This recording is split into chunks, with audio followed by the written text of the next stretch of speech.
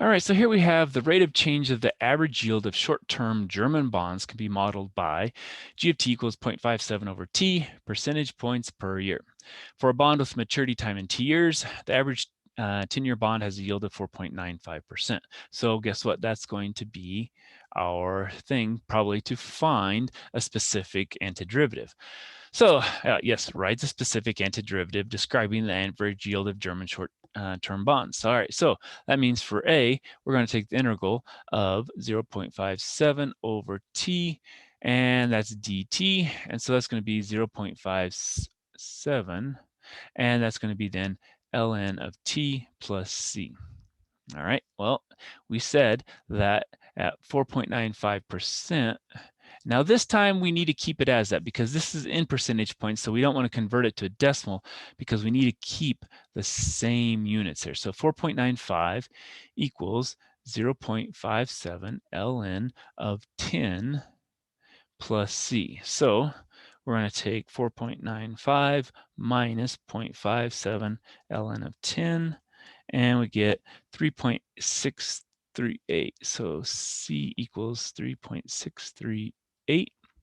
And so our specific antiderivative, G of t equals, and we have 0.57 ln of t plus 3.638. Okay. And it's going to be what? Percentage points. So that is our solution to this part. Now B, how is this specific antiderivative related to an accumulation function of g? Well, it's going to be the specific antiderivative in part A is the formula for the accumulation function, but it's passing through the point 10, comma 4.95. So we've seen problems like this before. So the specific antiderivative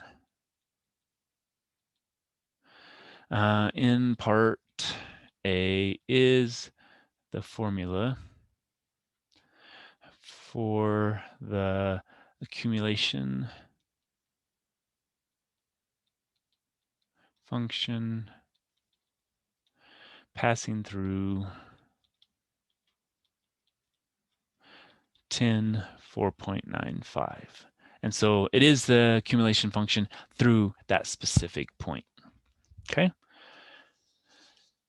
All right, let's do another one. So new employees from 2005 to 2010 on an internet sales company was hiring employees at a rate of 593 over x plus 138 new employees per year, where x represents the number of years since 2004. Notice 2004 versus 2005, so we have to have a different value. So by 2010, the company had hired this many. So guess what? There, I bet we're going to have another specific derivative, antiderivative. And what is this? This is going to be t equals 6. So we have 6 years here. So we have to pay attention to that because if we looked at 2005 to 2010, that's 5, but they're looking from 2004. All right, so write the function that gives the number of employees who have been hired by the X year since 2000. All right, so that's going to be what we need to do there. But if that's since the year 2000, okay, I haven't read this, so I'm now looking at this. So we're since 2004.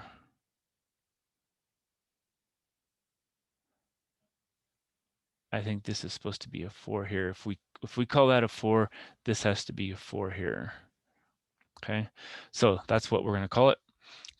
All right, so then A, otherwise we're going to have all these different numbers and we're not going to know which is what from where. So first off, we have to take the integral of 593 over x plus 138 dx. Well, that's going to be what? Well, that's going to be 593 ln of x plus 138x plus c.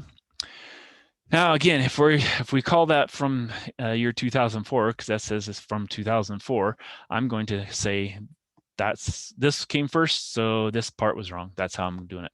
So T is 6, and they had 996 employees. So we're going to say 996 equals 593 ln of 6 plus 138 times 6. plus C. So we're going to take 996, and then we're going to subtract off 593 times ln of 6, and then subtract off again 138 times 6. And so I get a C is equal to negative 894.513. Okay, so that's my C. So the function is that, so we're going to have n of x is equal to 593 ln x plus 138x minus 894.513. So that is my part A.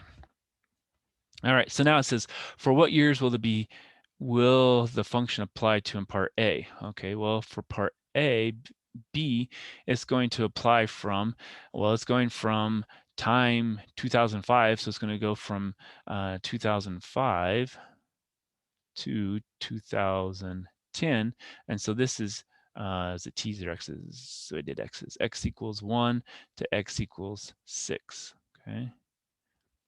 So that's the region we're doing. Now, let's see, part C, calculate the total number of employees the company had hired between 2005 and 2010.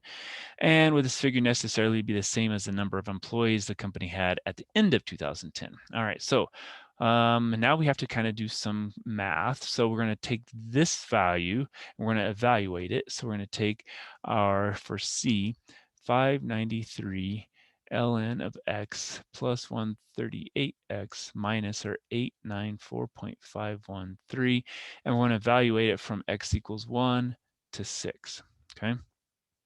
So basically I'm going to plug in 593 ln of 6, and then plus 138 times 6 minus 894.513, and I get that value, and then I'm going to plug in 1, so 593, let's just do this and plug in 1. All right, so I'm going to take the first one, which I got was 996, and then let's see, that's 0.000, and then minus, and then we have a negative 756.513, and that ends up giving me 996 plus 756.513, 1752.513, so approximately 1753 employees. Okay, so that's what it says for how many had been hired between 2005 and 2010. Now, is that going to be, then it says, the same number of employees that they actually had at the end of 2010? No, not really. No, there could have been people who left or were fired, and so therefore they wouldn't be included there. So the ones that were leaving, we didn't take into account. We only took into account those that they were hiring.